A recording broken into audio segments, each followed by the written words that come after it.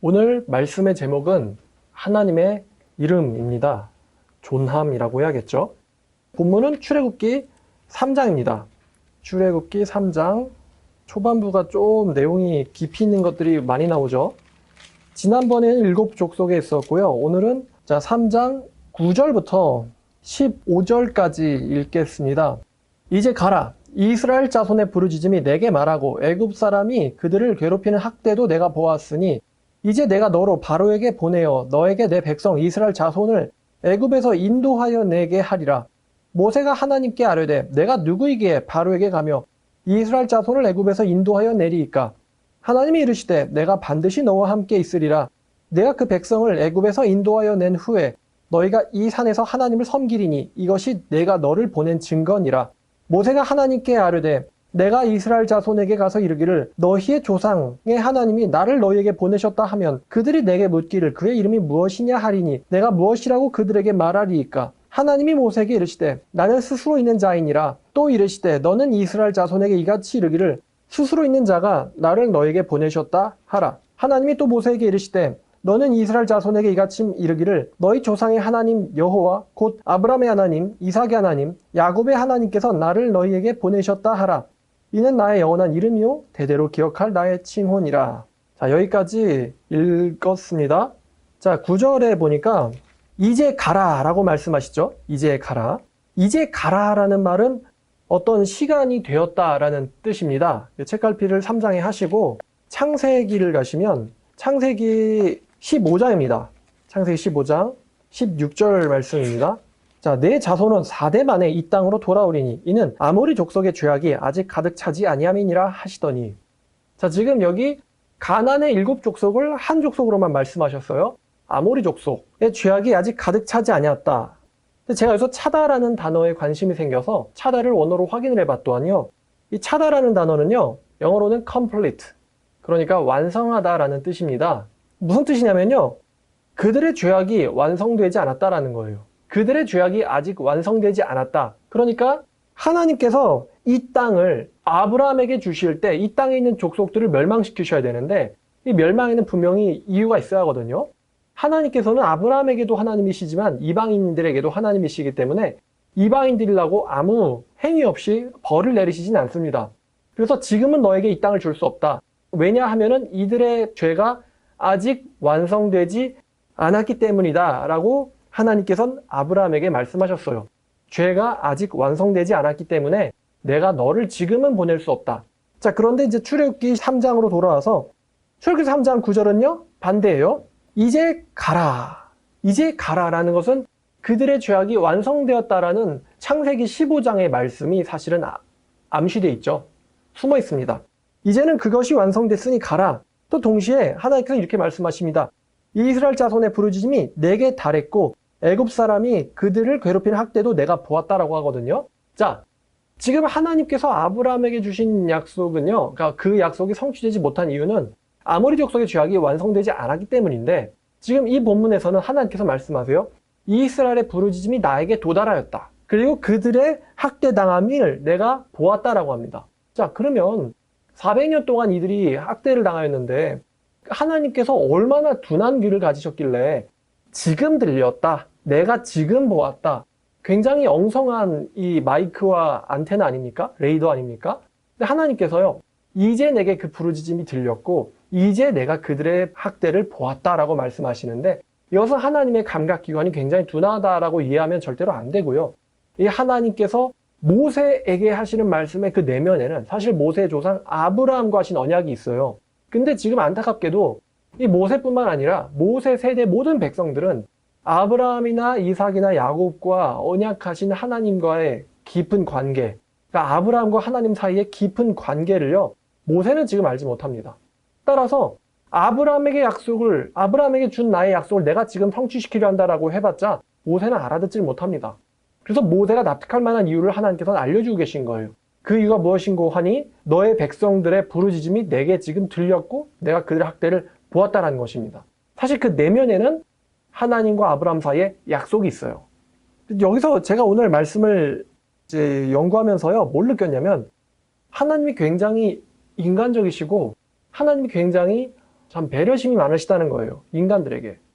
뭐 방금 말씀드렸지만 모세와 아론이나 이 당시의 백성들은 아브라함이나 이삭이나 야곱과 언약하신 그 하나님을 잘 모릅니다. 다 잊어먹었어요. 그래서 하나님께서 그들에게 다시 나타나셔서 자기를 계시하실 때 이들의 수준의 눈높이에서 이들에게 맞게 자기를 계시해 주셔야 하거든요. 지금 이들은 다 잊어먹었단 말이에요. 어떤 하나님인가, 그 하나님이 어떤 하나님인가를 다 잊어먹었어요. 그래서 오늘의 제목도 하나님의 이름입니다. 자, 그래서 가라 하니까 이제 모세가 설득이 됐어요. 아브라함의 하나님 무슨 관계가 있었죠? 이런 거에 논쟁할 필요가 없이 모세가 설득이 됐습니다. 자, 그러면 간다면 자, 내가 너를 바로에게 보내어 너에게 내 백성 이스라엘 자손을 애굽에서 인도하여 내게 하리라. 자, 내 백성이 바로 이스라엘 백성이다. 내 백성을 인도하여 내게 하리라. 자, 모세가 하나님께 아뢰되 내가 누구에게 파라오에게 가며 내가 이스라엘 자손을 어떻게 인도하여 내겠습니까? 지금 모세는 이렇게 말해요. 내가 누굽니까?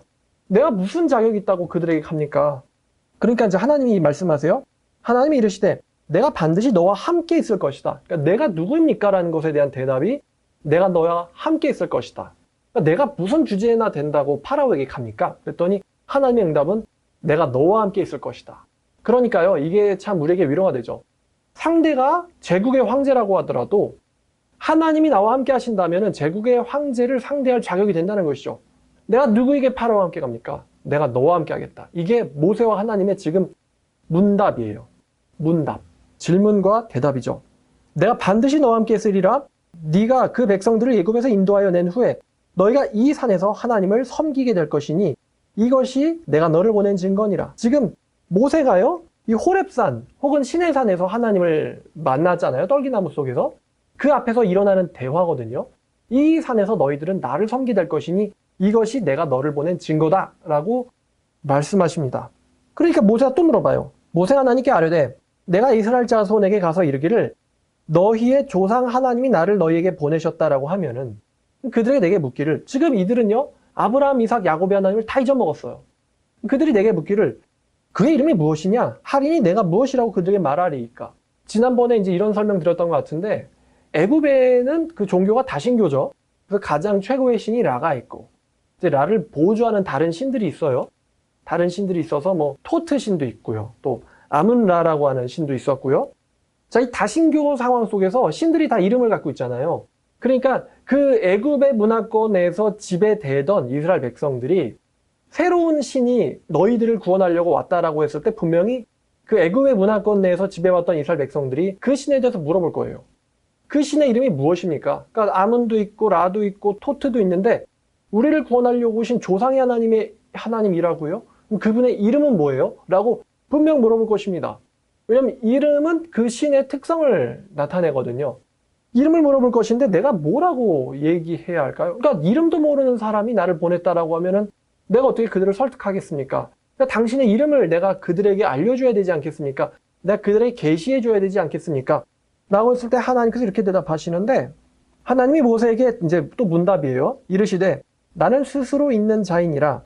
또 이르시되 너는 이스라엘 자손에게 이같이 이르기를 스스로 있는 자가 나를 너에게 보내셨다 하라 라고 말씀하십니다. 근데 제가 여기서 조금 더 이제 수정을 해서 말씀드릴 게 있는데 여러분들은 이제 제 설교 들으신 분은 아시겠지만 이 본문에 있는 이스라엘어는 예흐예 아쉐르 예흐예이고요. 해석을 하면 I am who I am입니다. 또 한국어로 직역하면 나는 나다입니다. 그러니까 하나님께서 네가 나의 이름을 묻느냐? 나의 이름은 나다라는 것입니다. 이 나다가 하나님의 이름이에요. 그게 예흐예 아쉐르 나는 곧 예흐예 나이니라 이렇게 말씀하신 거예요. 그러니까 너희가 내 이름을 묻느냐? 내 이름은 바로 나다 라는 게 이 말씀의 원문입니다. 그래서 이걸 계속 보면요. 또 이르시되 너는 이스라엘 자손에게 이같이 이르기를 지금 영어에서는요. I am has sent me to you 거든요. 근데 이 문장이요. 사실 말이 안 돼요. 왜냐하면 동사가 두 개가 지금 섞여 나오고 있어요. I am, am이 동사잖아요. am이 동사고 has sent 역시 동사입니다. 지금 동사가 두 번 나오고 있거든요. 이게 문법적 오류가 아니라면 I am 자체가 하나의 명사인 거예요.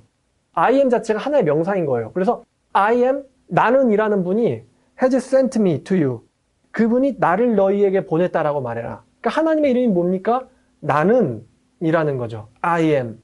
나는 뭐뭐입니다. 할 때 나는 입니다가 너를 그들에게 보냈다라고 말을 해라 라는 거죠. 자, 오늘 주제가 하나님의 이름인데 여러분 하나님의 이름이 하나님일까요? 되게 신박한 질문이죠. 하나님의 이름이 하나님일까요? 당연히 아닙니다. 기독교에서는 하나님이라고 부르고 천주교에서는 하느님이라고 하고요. 중국에서는 샹띠라고 하고요. 또 일본에서는 카미사마라고 하고요. 또 영국이나 미국에서는 뭐라고 하죠? God이라고 합니다. 당연히 하나님은 하나님의 이름이 아닙니다. 왜냐하면 이름은요 고유명사거든요. 고유명사이기 때문에 이게 나라가 언어가 바뀐다고 해서 바뀌면 되는 게 아니에요. 고유명사라는 것은. 그러니까 데니엘은 한국에서도 데니얼이고 미국에서도 데니얼이고 뭐 히브리어로도 데니얼이고 다 데니얼이어야 된다는 거지. 이게 나라의 언어마다 바뀌게 되면 그게 고유명사가 아니라는 것이죠. 그래서 이제 우리가 하나님을 가리키기 위해서 나타내기 위해서 하나님을 뜻하기 위해서 신 아니면 God 절대자 아니면은 좀 아시는 분들은 엘로힘이라는 말들이 있지만요. 이것이 전부 다 여호와 하나님을 가리키는 고유명사가 아니라는 것입니다. 고유명사가 아니다. 이 히브리어 본문에서는 이렇게 나와 있는데 예흐예께서 나를 너희에게 보냈다라고 말해라 라고 지금 말을 알려주시는 거거든요. 예흐예께서 나를 너희에게 보냈다라고 말해라. 그럼 예흐예가 하나님의 이름일까? 여러분 히브리어가 먼저 있을까요? 하나님이 먼저 있을까요? 하나님이 먼저 있죠. 그럼 하나님이 히브리어로 이름을 갖고 계실까요? 이게 질문인 거예요. 우리 저번에 이제 우스갯소리로 사탄의 이름이 루시퍼라고 믿는 사람들이 있다고 했는데 여러분 루시퍼라는 단어에 어원이 있단 말이에요. 루시퍼는 영어죠. 영어예요. 그 영어의 어원이 된 언어가 바로 라틴어고요. 라틴어의 루치페르, 금성, 샛별 혹은 빛을 가져오는 자 이런 뜻. 이 루치페르가 영어 성경에서 루시퍼로 번역이 되면서 우리에게 사탄의 이름, 고유명사가 루시퍼라고 오해하게 됐는데 루시퍼는 사탄의 이름이 아니라고 했어요. 왜냐하면은 사탄이 왜 라틴어, 로마어의 이름을 갖고 있겠어요. 사탄은 아브라함 시대, 이 우르의 욥대도 있었고요. 욥대도 사탄이라고 나와 있는데 무슨 사탄의 이름이 무슨 라틴어의 루치페르예요. 이거는 이제 기본적인 상식이 없는 사람들이 하는 말이에요. 그러니까 사탄은 루시퍼가 아니에요. 왜 사탄이 영어 이름을 갖고 있어요? 그죠? 말이 안 되죠? 근데 같은 질문인데 하나님께서 히브리어 이름을 갖고 계시냐라는 거죠. 하나님이 히브리어로 이름을 갖고 계실까? 우리가 하나님을 부르는 예를 들어 엘로힘. 엘로힘은 히브리어로 갓이란 뜻이에요. 그냥 신이란 뜻입니다. 그러니까 엘로힘은요. 바알도 엘로힘이 될 수 있고요. 아수라로 엘로힘이 될 수 있고요. 또 마르둑도 엘로힘이 될 수 있어요. 그냥 신이라고 하는 단어거든요. 그러니까 엘로힘은 하나님의 이름이 아닙니다. 우리가 또 아는 게 이 여호와라는 이제 이름을 갖고 있죠. 아도나이. 아도나이는 주란 뜻이므로 역시 이름이 아닙니다. 아도나이는 사람에게도 쓸 수 있거든요. 그럼 여호와는 어떨까? 여호와가 어디서 왔느냐라고 할 때 이제 여호와 좀 짧게 줄이면 야훼라고도 하거든요. 이 야훼의 기원이 뭘까라고 사람들이 여태까지 연구했지만 밝혀내질 못했어요. 다만 조심스럽게 추측하기를 이 야훼란 단어는 예흐예에서 나온 것이 아닐까라고 물어봅니다. 야훼라는 것은 예흐예에서 나온 것이 아닐까. 즉 예흐예는 I am, 나는 이라는 말이죠. 그러면 나는 혹은 예흐예가 하나님의 이름일까? 라고 질문했을 때 제가 오늘 조심스럽게 말할 수 있겠는데요. 우리가 하나님의 이름을 정확하게 모르고 있다는 것이죠. 우리가 하나님의 이름을 모르고 있을 수 있다는 것입니다. 예흐예는 히브리어이기 때문에 태초부터 계신 절대자이신 하나님을 가리키는 고유명사가 아닐 가능성이 있습니다. 그러니까 여호와조차도 하나님을 가리키는 고유명사가 아닐 수가 있다는 거죠. 여호와를 굳이 해석하면 나는이라는 히브리어가 어떻게 모양이 변해서 압축이 된 것 같은데 이 나는이라는 이스라엘 언어가 하나님의 이름이 아닐 수가 있다는 것입니다. 그래서 제가 오늘 결론 내리기를 우리가요 하나님에 대해서 많은 것을 알지 못합니다. 신학이라는 게 발전한 지가 지금 2000년이 넘도록 우리는 하나님에 대해서 많이 알지를 못해요. 얼마 전에 이제 그 유신진화론 비판하면서 이제 욥기에 있었던 말씀, 욥과 하나님의 대사가 떠오르는데 하나님이 욥에게 물어봐요. 너 내가 땅에 기초를 놓을 때 너 어디에 있었느냐? 혹은 내가 짐승들을 만들어서 이렇게 논일게 했는데 그게 네 지혜로 말미암음이냐? 이렇게 하나님이 욥에게 물어보시거든요. 근데 이 지구든 아니면 생물들이든 전부 다 하나님의 작품이거든요. 인간들은요, 하나님의 작품에 대해서조차도 잘 이해하지 못합니다. 매우 화가 나는 사실인데 오늘날 진화론자들은요, 마치 자기들이 신이라도 된 것 같다는 거죠. 리차드 도킨스라든지 아니면 그런 무신론자들을 보면요, 마치 자기가 생물의 기원에 대해서, 생물의 존재 목적에 대해서, 생물의 미래에 대해서, 운명에 대해서 모든 것을 알고 있다는 식으로 얘기하거든요. 진화론자들이요. 사실 진화론이라고 하는 이제 썰이라고 했어요. 우리가 생물학을 지독하게 공부한 박사들조차도요, 어떻게 생명이 나왔지라는 거에 대해서 추측을 하고 있는 거지 명확하게 이렇게 나왔다라고 증명하지 못하고 있습니다.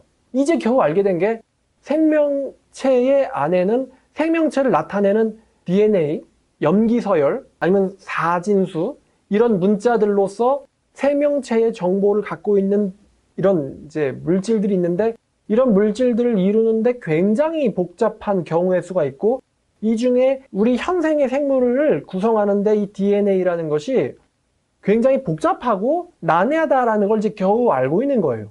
쉽게 말하면 이제 책을 발견한 거죠. 책을 발견한 거예요. 쉽게 말하면. 책을 발견했는데 아무도 이 책을 처음부터 끝까지 해독한 사람이 없어요. 겨우 이 책에 쓰이는 이 문자 방식이 컴퓨터에는 뭐 C 언어라든가 뭐 프로그래밍 같이요, 그런 게 있듯이 DNA, 염기서열이라는 코드로 이것들이 기록되었다라는 것 정도는 알고 있지만, 인간의 머리 끝부터 시작해서 발톱 끝까지 이르기까지 이게 어떻게 이렇게 표현되는 거지? 라는 거에 대해서 전혀 지금 인간들은 모르고 있다는 것이죠. 겨우 알고 있는 것이 혹시 돌연변이 아니야? 라고 추측할 뿐입니다. 제가 말씀드렸지만 추측할 뿐이에요. 돌연변이라는 방식에 의해서 기록되는 거 아니야? 라고 추측할 뿐이에요. 근데 돌연변이라고 해서 그 돌연변이가 정말 찰흙 한 덩어리 혹은 기름 한 덩어리로 인간들을 만들어낼 수 있느냐 했을 때는 과학자들은 마치 있다는 듯이 이야기를 하고 있는데, 정작 우리가 정확하게 알고 있는 우리의 과학적 수준은 이제 겨우 진화나 생물에 대해서 걸음마를 이제 막 뛴 건데, 진화론자들 혹은 생물학자 중에서 진화론 믿는 사람들은 자기들이 마치 생명의 모든 비밀을 밝혀냈다는 듯인 양 이야기하고 있다는 것이죠. 제가 왜 이런 말을 한 거냐면은, 우리는 하나님의 작품에서조차도 이게 왜 이렇게 된 건지 알지 못합니다. 사물이라고 한다면 빅뱅, 생물이라고 하면 진화, 우리는 아무것도 사실 제대로 아는 게 없어요. 그러면 이제 그 분의 작품조차도 우리가 비밀을 밝히질 못했는데, 그것을 만드신 하나님에 대해서 우리가 알고 있다라고 말한다는 것은 지독한 교만이죠. 그래서 기독교나 이 신학이라고 하는 건 우리에게 굉장한 겸손을 가르쳐 줍니다. 누구나 다 제대로 된 신앙인이라면 하나님에 대해서 나는 그렇게 많이 알지 못한다라고 말을 해야 됩니다.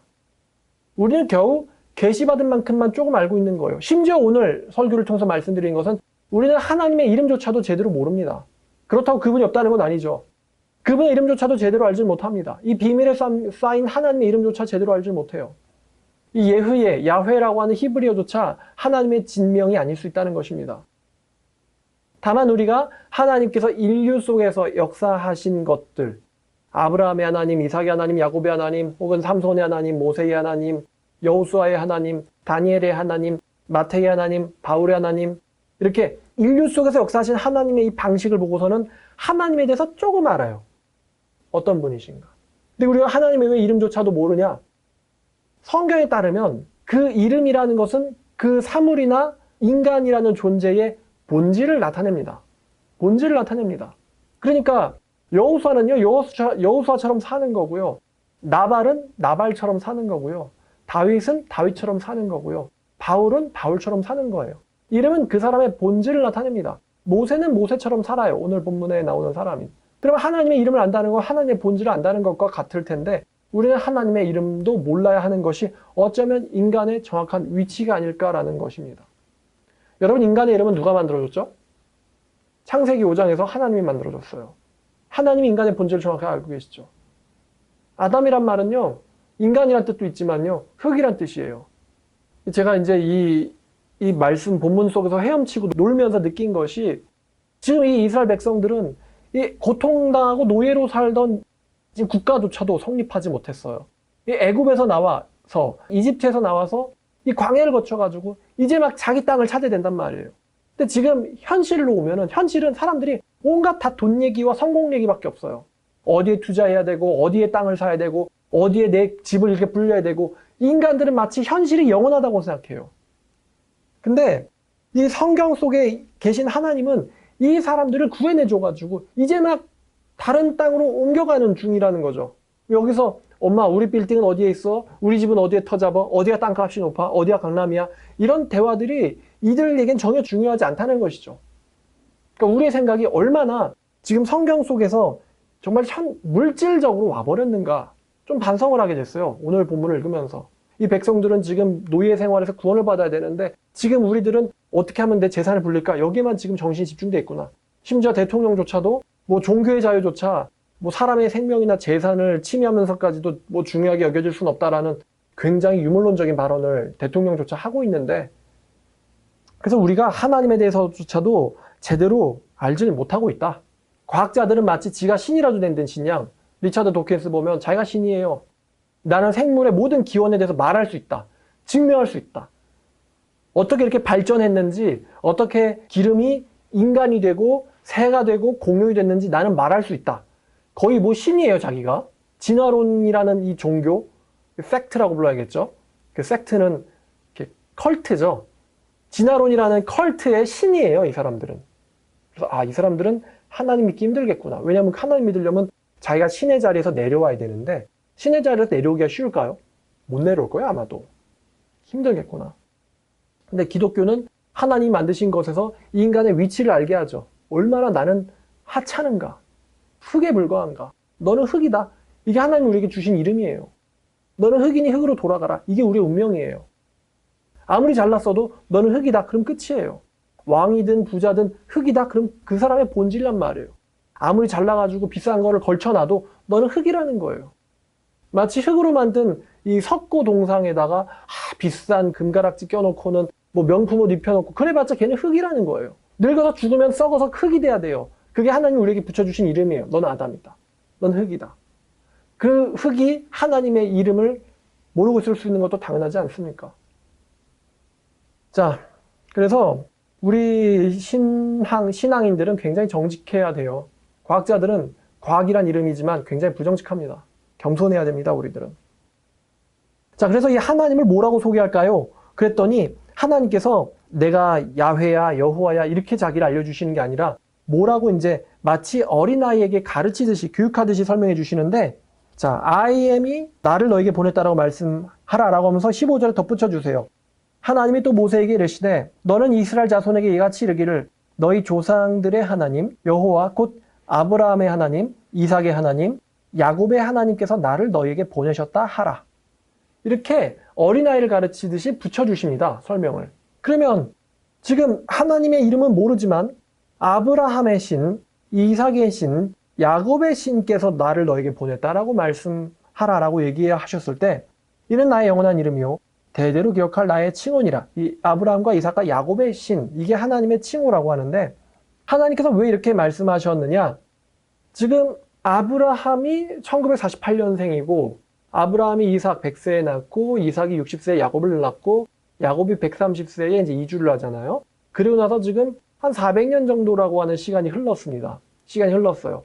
그러니까 이 400년 정도면 굉장히 많은 것들을 잊어먹기에 충분합니다. 그러나 이 사람들에게 자기들의 조상에 대한 의식은 있었던 것 같아요. 자기들의 조상에 대한 의식. 그러니까 요셉이라는 이름을 분명 이 사람들은 알고 있었던 것 같습니다. 요셉의 하나님, 또 요셉의 아버지, 야곱의 하나님. 우리가 왜 이렇게 늘어났어요? 우리가 왜 애굽에서 살아야 돼요? 왜 애굽에서 종살이 해요? 그 이유는 우리의 조상이신 야곱께서 가나안 땅에서 사시다가 이 땅으로 들어오게 되셨단다. 왜 들어오셨는데요?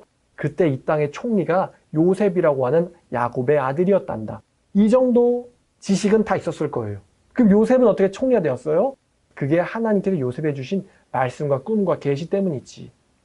또 하나님께서 야곱에게도 약속하셨단다. 그대로 그렇게 들어가면은 언젠가 내가 너를 거기서 데리고 나올 것이다. 라고 그 약속하신 그 야곱의 신. 엄마, 그 야곱이라는 할아버지의 신은 어디 있어요? 글쎄 모르겠구나. 우리가 언제까지 노예 생활을 해야 될지 모르겠다. 이 정도의 대화가 오가는 수준의 역사의식 가운데서 아마도 이 부모님들이 자식들을 역사교육 시켰을 겁니다. 그래서 그 가운데서 야곱의 신, 이삭의 신, 아브라함의 신이라는 그 신은 분명히 이 이집트에 있는 수많은 가짜 신들 중에서 독특한 신일 거예요. 굉장히 유니크하고 특별한 거죠. 이 이집트의 신들이 아닌 아브라함의 그 하나님, 애굽에 속해 있지 않은 아브라함의 그 하나님이 찾아오셨다 라고 그들에게 알려주어라. 이렇게 얘기하면 알아들을 것이다 라고 하나님께서 모세에게 알려주셨어요. 그러니까 지금 하나님과 모세 사이의 대화는 정말 이렇게 부모님이 어린아이를 알려주듯한 이런 대화가 왔다 갔다 하고 있습니다. 그러니까 이제 이스라엘 백성들의 하나님에 대한 지식은요, 우리처럼 이게 신구약을 성경을 통해서 아는 이런 체계적인 지식이 아니라 자기 조상들의 무용담 속에서의 하나님이거든요. 무용담 속에서의 하나님이에요. 근데 그 하나님께서 나타나셨다라고 얘기하면 이제 백성들이 알아들을 것이다라는 거죠.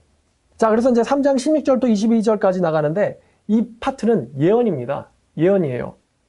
너는 가서 이스라엘의 장로들을 모아라. 그들에게 이르기를 여호와 너희 조상의 하나님 곧 아브라함, 이삭, 야곱의 하나님께서 내게 나타나 이르시되 내가 너희를 돌보아 너희가 애굽에서 당한 일을 확실히 보았노라. 지금 이 장로들조차도요, 아브라함과 하나님 사이에 친숙한 친근한 관계는 모르고 있습니다. 그래서 아브라함에게 준 약속을 이루려 함이라라고 얘기해봤자 못 알아들을 것이거든요. 장로들조차도요.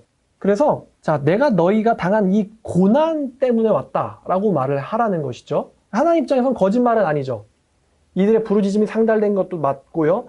아모리 족속의 죄악이 찬 것도 맞고요. 또 아브라함과 하신 약속을 지키셔야 되는 것도 맞기 때문에 내가 말할 거냐, 내가 너희를 애굽의 고난 중에서 인도하여 내어 젖과 꿀이 흐르는 땅, 가나안 족속, 헷 족속, 아모리 족속, 브리스 족속, 히위 족속, 여부스 족속, 생략됐지만 그 기르가스 족속의 땅으로 올라가게 하리라 하셨다 하면 그들이 네 말을 들을 것이다. 이게 예언이에요. 장로들이 네 말을 들을 것이다. 너는 그들의 장로들과 함께 애굽 왕에게 가서 이르기를 히브리 사람들의 하나님 여호와께서 우리에게 임하셨은즉 우리야 우리 하나님 여호와께 제사를 드리려 하더니 사흘쯤 광야를 가도록 허락하소서 하라. 여기서 히브리 사람의 하나님이라고 하거든요. 이것도 역시 파라오가 알아듣게 바꿔주시는 거예요. 모든 신들 중에 신 혹은 유일하신 신 하나님께서 나타나셨다 라고 얘기해봤자 얘네들은 다신교이기 때문에요. 그런 신이 어딨어? 이렇게 분명히 얘기할 것입니다. 그래서 너희들의 신은 라잖아요. 히브리인들의 신이 나타났다. 너희들이 지배하고 있는 히브리인들의 신이 나타났으니 그들을 내보내라. 이렇게 알려주라는 거예요. 히브리인들의 신이 나타났어. 그러면 이제 바로도 알아는 듣겠죠. 다신교 사회 중에서 히브리인들의 신이 또 있단 말이지. 이렇게 하면 이제 알아듣는단 말이에요. 근데 여러분이 파라오라면 내보내겠어요? 자기는 태양신 라의 자손인데 라의 현현이잖아요. 성육신한 거란 말이에요. 라의 현현인데 히브리인들의 신이 나타났으니까 히브리인들을 내보내라? 그럼 그 말에 듣겠어요? 파라오가? 뻔하죠. 내가 가노니 강한 손으로 치기 전까지 애굽 왕이 너희를 가도록 허락하지 않을 것이다. 이게 지금 하나님이 또 예언하시는 거예요. 너희들이 나가도록 허락하지 아니할 것이다. 그러나 내가 내 손을 들어 애굽을 여러 가지 이적으로 그 나라를 친 후에 그가 너희를 내보내리라. 내가 애굽 사람으로 이 백성에게 은혜를 입히게 할지라. 너희가 나갈 때에는 빈손으로 가지 아니하리니 여인들은 모두 그 이웃 사람과 자기 집에 거류하는 여인의 은폐물과 금폐물과 의복을 구하여 너희의 자녀를 꾸미라. 너희는 애굽 사람들의 물품을 취하리라. 라고 또 예언하세요. 그러니까 첫 번째 예언은 이스라엘 사람들은 너를 따를 것이다. 두 번째 예언은 파라오는 반대할 것이다. 세 번째 예언은 너희들은 애굽 백성들의 금, 은, 폐물과 의복을 입게 될 것이다. 여러분 미쳤죠? 아니 옆 사람한테 금반지 좀 주셔. 그러면 옆집 사람이 주겠어요? 옆집 사람이 너의 금반지와 너의 금 귀걸이와 너의 금목걸이를 내놔라. 너의 금 발찌를 내놓아라. 그러면 옆집 사람이 주겠어요? 요즘같이 생각해 보세요. 갑자기 하나님이 기독교인들을 불러서 나는 기독교인들의 하나님이니까 너희들을 내가 꺼내겠다. 그러면서 옆집 가가지고 금은 폐물 구하고 의복을 구해라. 그럼 옆집 사람들이 주겠어요? 그죠? 근데 그들이 줄 것이다라고 하나님께서 예언하셨어요. 조금 더 이제 말씀을 진행하도록 할게요. 자, 모세가 대답합니다. 지금 하나님과 모세 사이에 질의응답이 계속되고 있어요. 하나님이 이렇게까지 예언하고 알려주셨는데 모세가요 믿질 않습니다. 모세의 응답은 불신이에요. 모세가 대답하여 이르되 그러나 그들이 나를 믿지 아니하여 내 말을 듣지 아니하고 이르기를 여호와께서 네게 나타난 적 없다. 하나님, 그 사람들이요. 여기서 그 사람들은 이스라엘 장로들이거든요. 하나님은 분명 이스라엘의 장로들을 너를 믿고 따를 것이다 라고 얘기했는데 모세는 이렇게 말합니다. 하나님, 그 사람들은요 아마 나 안 믿을걸요? 나한테 하나님이 나타났다? 절대 안 믿을 겁니다. 지금 참 상황이 굉장히 어리석게 되고 있어요. 지금 모세가 떨기나무 가운데서 이 불을 봤습니다. 그 가운데서 어떤 초자연적 존재가 나타났고 그 초자연적 존재와 모세는 서로 대화하고 있어요. 그 신은 수백 년 전에 자기 조상의 하나님이었습니다. 그분이 나타나셔가지고 이제 가라 라고 명령하고 있는데 모세의 반응은요 불순종과 불신으로 나가요. 그래요? 나 안 믿을걸요? 안 믿을걸요? 모세가 이렇게 말합니다. 그러자 하나님께서는요 여기 이제 동문서답이라고 해야겠죠? 그들이 안 믿을 거예요. 그랬더니 하나님께서 물어보십니다. 네 손에 있는 것이 무엇이냐? 이게 굉장한 질문 아닙니까? 여러분 생각해 보세요. 지금 뭐 진화론, 창조론, 뭐 염기서열, 뭐 확률, 지금 이 정도 지식 가지고서도 하나님 만든 작품에서 발끝도 지금 못 가는 수준이 인간들이 갖고 있는 지식인데 21세기의 과학 지식조차도요. 근데 이미 모든 것을 창조하시고 계획하시고 그 절대자 자체이신 그분이요 모세에게 이제 물어봅니다. 네 손에 있는 게 무엇이냐? 전 여기서요 하나님의 뭐랄까요? 겸손함이라고 표현하면 좀 안 맞는 것 같고 얼마나 하나님은 인간들을 잘 이해하고 배려해 주시는지가 느껴져요. 너 네 몸에 있는 걸 현미경으로 보면은 DNA가 몇 개가 있고 그게 네 몸처럼 모습처럼 나타날 확률이 뭐 77승분의 1이고 그게 얼마나 낮은 확률이냐면은 어쩌저쩌저쩌 이렇게 말씀을 하실 수도 있는 분인데 이렇게 물어보십니다. 네 손에 있는 게 무엇이냐? 하나님이 어려운 질문하지 않습니다. 네 손에 있는 게 무엇이냐? 그랬더니 모세의 응답이 지팡이입니다. 근데 하나님께서 말씀하세요. 그 지팡이를 땅에 던져라. 너무 쉬운 걸 말씀하세요. 하나님이 땅에 던져봐. 그래서 던졌어요. 그랬더니 그 지팡이가 뱀이 됐습니다. 그러니까 모세가 뱀을 보고 깜짝 놀래가지고 무서워서 도망을 가니까 하나님께서 모세에게 말씀하세요. 네가 손을 내밀어서 그 꼬리를 잡아라. 그래서 모세가 아마 엄청난 용기를 냈을 거예요. 그 무서운 뱀에게로 그래도 여호와께서 말씀하시니까 가서 꼬리를 잡았더니 다시 자기가 알고 있던 지팡이로 돌아왔어요. 지금 하나님은 모세라는 이 우둔한 사람을 설득하고 계신 거예요. 저도 한번 설득 이렇게 해보고 싶네요. 이단 애들이 야, 너 이단이야. 도대체 너한테 진리가 어디 있어? 그럼 네 손에 있는 게 무엇이냐? 핸드폰인데? 그것을 던지라. 던지긴 왜 던져? 지금 하나님은 모세를 설득하고 계십니다. 모세가 지금 인지부조화 증상에 빠져 있거든요. 절대자가 나타났으면 시키는 대로 하면 되잖아요. 근데 절대자가 나타났지만 못할 거야. 전지하신 분이 나타나서 예언을 했지만 틀릴 거야. 지금 모세는 인지부조화 상태에 빠져 있어요. 그러니까 하나님께서 모세에게 이제 다른 질문을 넘어가신 거예요. 동문서답으로 넘어가신 거예요. 네 손에 있는 게 무엇이냐? 지팡이입니다. 던져봐. 네. 던졌더니 말 못할 상황이 일어났어요. 꼴을 잡아봐. 꼴을 잡았더니 다시 돌아왔습니다. 이는 그들에게 그들의 조상의 하나님 곧 아브라함의 하나님, 이삭의 하나님, 야곱의 하나님 여호와가 네게 나타난 줄을 그들로 하여금 믿게 하려 함이라. 두 번째 또 말씀하십니다. 그에게 이르시되 네 손을 품에 넣어봐라. 손을 품에 넣었다가 꺼내보니까 손이 각질이 막 잔뜩 일어나가지고 나병, 문둥병 환자가 됐어요. 허물이 막 벗어지는. 깜짝 놀랐죠. 이렇게 흉측한 손이 됐다니 모세가 아마 분명히 겁을 먹었을 거예요. 뭐야 이거 어떡해. 그런데 하나님께서 이르시되 네 손을 다시 품에 넣어봐라. 그래서 품을 넣었다가 다시 꺼냈더니 본래의 살로 되돌아왔다. 순식간에 질병에 걸리게도 하시고 순식간에 낫게도 하신다는 거죠. 지금 여기서 여호와의 능력을 우리가 보고 있는데 여호와는 이 지팡이와 뱀은 다르죠. 근데 지팡이와 뱀을 한마디로 물질 구성 자체를 바꿔버릴 수가 있습니다. 분명 이 모세가 본 건 살아있는 뱀이었을 거예요. 그럼 나무 지팡이가 뱀처럼 지금 환영을 보고 있는 거냐? 제가 보기엔 그게 아닌 것 같아요. 하나님 모세에게 환영을 보여준 게 아니라 진짜 그렇게 하신 거예요. 표적이니까. 물질 구성을 바꿀 수 있는 하나님. 죽은 나무에게 생명을 집어넣어 줄 수 있는 하나님. 또한 병을 바라거나 병을 고쳐줄 수 있는 하나님. 여호와께서 이르시되 만일 그들이 너를 믿지 아니하여 처음 표적의 표징을 받지 아니하여도 나중 표적의 표징을 믿으리라. 그들이 두 가지 표적을 믿지 아니하고 네 말을 듣지 아니하거든 너는 나일 강물을 조금 떠다가 땅에 부어라. 네가 떠온 나일 강물은 땅에서 피가 될 것이다. 지금 또 물질 구성을 바꿔버리는 하나님의 능력이 보여주고 있습니다. 그러니까 모세가 이 세 가지 표적의 과학 기술의 수준을 안다면, 의학 기술의 수준을 안다면, 그죠? 어떻게 현대 진화론자들한테 막대기를 주면서 이걸 뱀으로 바꿔보쇼. 그럼 얘도 DNA가 있고 얘도 DNA가 있으니까 니네들이 할 줄 안다면 이거를 수정, 덮어쓰기 카피해서 복사 치환해가지고 살아있는 뱀으로 만들어봐. 못할걸요? 근데 하나님 그거를 해버렸어요. 그리고 다시 그 뱀을 막대기로 바꿔봐. 분명 못할걸요? 근데 하나님 해버렸어요. 또 의사들한테 갑자기 이 사람을 순식간에 나병 환자를 만들어봐. 못할걸요? 모세가 죽을 수가 있잖아요. 나병 바이러스를 가져와가지고 이 사람을 감염시키는데 순식간에 감염시키려면 바이러스를 한 번에 잔뜩 각 세포, 그러면 이제 무슨 반작용이 일어나가지고 모세가 급사할 수가 있지 않습니까? 근데 하나님은 딱 손만 나병 환자로 만들어버렸어요. 그걸 고쳐봐. 바로 고쳐주십니다. 그 땅에 있는 그 날강에 물을 퍼다가 바닥에 뿌려봐. 그랬더니 그게 순식간에 피가 됐어요. 물과 피는 구성 성분이 완전 다르죠. 하나님은 그거를 하신다는 거예요.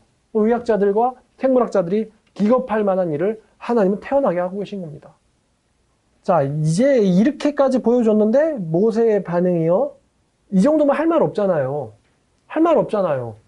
그죠? 지금 모세 감정은 두려움, 뱀을 봤어요. 다시 또 지팡이, 안도했어요. 나병을 봤어요. 공포, 또 두려움, 그리고 다시 또 고쳐졌어. 안도했어요. 지금 두 번씩이나 지금 끔찍한 경험을 했는데 이것을 모두 다 고쳐주신 하나님 앞에서 모세가 또 이렇게 말합니다. 모세가 여호와께 아뢰되 오 주여 나는 본래 말을 잘 못하는 사람입니다. 주께서 주의 종에게 명령하신 후에도 나는 그러하니 나는 입이 뻣뻣하고 혀가 둔한 자입니다. 우리가 지금 모세 정체를 배웠죠. 모세의 정체가 뭐죠? 애굽의 왕자였죠. 싸움뿐만 아니라 문학에 있어서도 이론에 있어서도 모세는 애굽의 학문 자체를 정통하게 배웠던 사람이에요. 근데 그 모세가 나는 입이 둔합니다 라고 말할 때는요, 이거는 반은 맞고 반은 거짓말이에요. 거짓말인 이유는 모세는 애굽의 학문을 정통했던 적이 있어요. 무슬로만도 성인 남자를 아무렇게나 죽일 수 있는 실력을 갖고 있어요. 마찬가지였죠. 학문에 능했다고 하니까요. 그런데 학문에 능한 사람인데 나는 혀가 둔합니다. 또 두 번째, 반은 맞는 말일 수 있는 게 모세가 40년 동안 랑을 쳤어요. 여러분 아무리 똑똑한 사람도요, 대화 없이 연구실에서만 지내면요, 대화 없이 연구실에서 한 달만 지내면은 여러분 혹시 방콕 생활 해보셨습니까? 여러분이 아무도 만나지 않고 아무도 채팅하지 않고요, 혼자서 한 달 동안 집에 계시면요, 그 다음 한 달, 두 달 됐을 때 나와서 사람한테 말을 할 때요, 이런 질문이 딱 머릿속에 떠올라요. 뭐라고 말해야 되지? 이 질문이요. 내가 처음 사람을 만났는데 처음 사람 만났을 때 해야 될 말이 뭐더라? 안녕하셨어요인가? 진짜로 이런 상태가 돼요. 무슨 영화에서 사람이 독방에서 감옥 깊은 곳에서 막 몇 년 지내다가 나오면 햇빛만 봐도 이러고 그런 것처럼요, 낮에 해가 굉장히 밝아가지고 바깥을 나가기가 힘들고 또 사람을 만났을 때 뭐라고 말해야 될지 모릅니다. 약만 쳤으니까 40년 동안. 그러니 모세가 입이 둔해졌다라고 말하는 것도 반은 사실이죠. 그러자 여호와께서 말씀하십니다. 또 충격적인 진술을 하세요. 여호와께서 누가 사람의 입을 만들었느냐? 하나님은 지금 진화됐다고 말하지 않습니다. 누가 사람의 입을 만들었느냐? 누가 말 못하는 자와 못 듣는 자와 눈 밝은 자와 맹인이 되게 하였느냐? 누가, 지금 이 말은요, 지금 여러분 말을 잘하고 못하고, 말을 할 줄 알고 못하고는 분명 성대의 문제가 있거든요. 성대나 아니 언어 기관에 문제가 있어요. 그래서 현대의학으로도 벙어리를 고치질 못하죠. 제가 장애인학교에서 일해봤는데 장애인학교 애들 지능이 진짜 사람 같아요. 말귀를 다 알아듣습니다. 물 떠와, 물 떠옵니다. 우유 가져와, 우유 가져옵니다. 말은 한마디도 못해요. 여러분 말 한마디도 못하는 사람 본 적 없죠? 근데 저는 그 사람들이랑 같이 생활해봤어요. 한마디도 못하는데 말귀는 다 알아듣습니다. 그런데 현대의학으로도 그럼 그 말귀를 다 알아듣는다는 건 걔네들의 지성 수준은 이미 나와 비슷하다는 거예요. 근데 현대의학으로도 걔네들을 말하게 만들 수 없어요. 어디서부터 문제인 건지, 성대가 문제인 건지 혀가 문제인 건지 알 수 없어요. 근데 하나님 말씀하십니다. 누가 말 못하는 사람을 만들었냐? 나라는 거예요. 그 질병 혹은 질환, 그 장애의 정확한 원인과 그것을 부여하거나 뺏어갈 수 있는 그 능력이 나에게 있다. 누가 그 벙어리를 만들었냐? 나다. 누가 말 잘하는 입을 만들었냐? 나다. 리처드 도킨스처럼요. 또 누가 볼 줄 아는 눈이 밝은 사람을 만들었냐? 또 요즘에 많아요. 옛날엔 별로 없지만 누가 잘 못 보는 사람을 만들었냐? 혹은 맹인을 만들었냐? 똑같은 기관을 갖고 있는데 볼 줄 몰라요. 이 볼 줄 모르는 이 기능적 장애를 누가 만들었냐?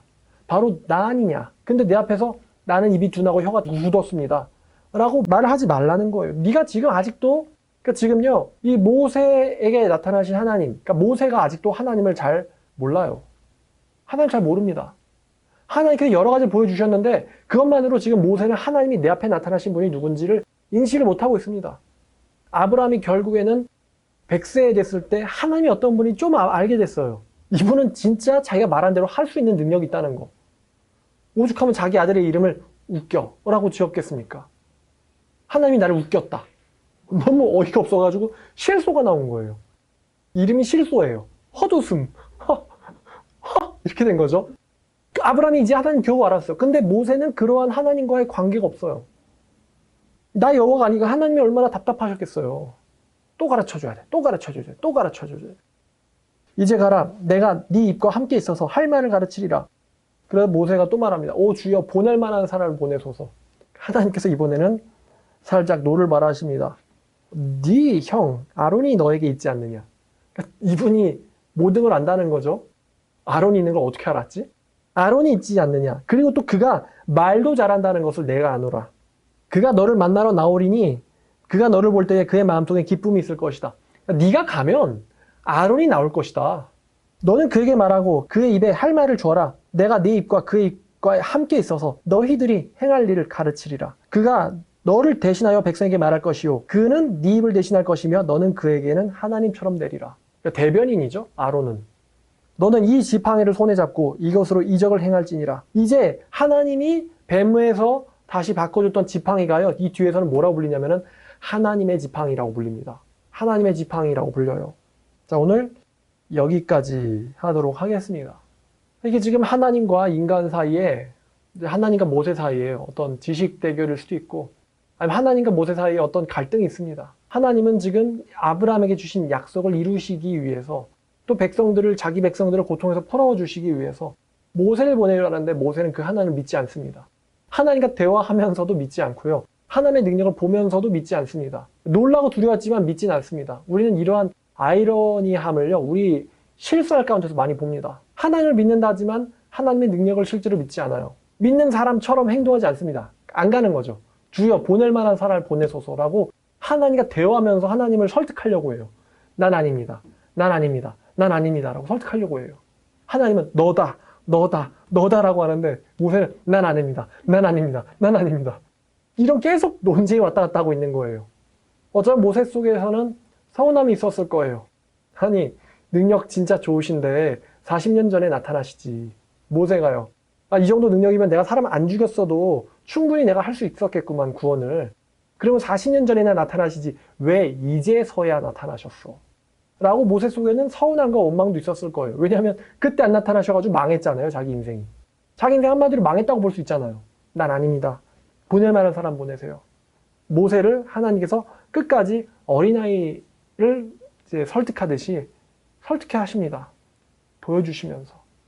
오늘날 현대과학은 하나님 필요 없다.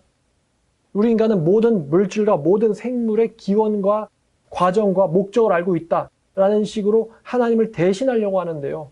이것은 절대적으로 교만입니다. 과학이라고 말하지만 사실은 교만이에요. 저는 얼마든지 신앙인들이 생물학자가 될 수 있다고 생각해요. 왜냐하면 생물은 하나님 만드신 것이기 때문이죠. 그것을 충분히 연구하면서 경이롭도다 라고 말할 수 있지 않습니까? 그런데 감히 신은 없다 라고 말한다는 것은 문제가 심각합니다.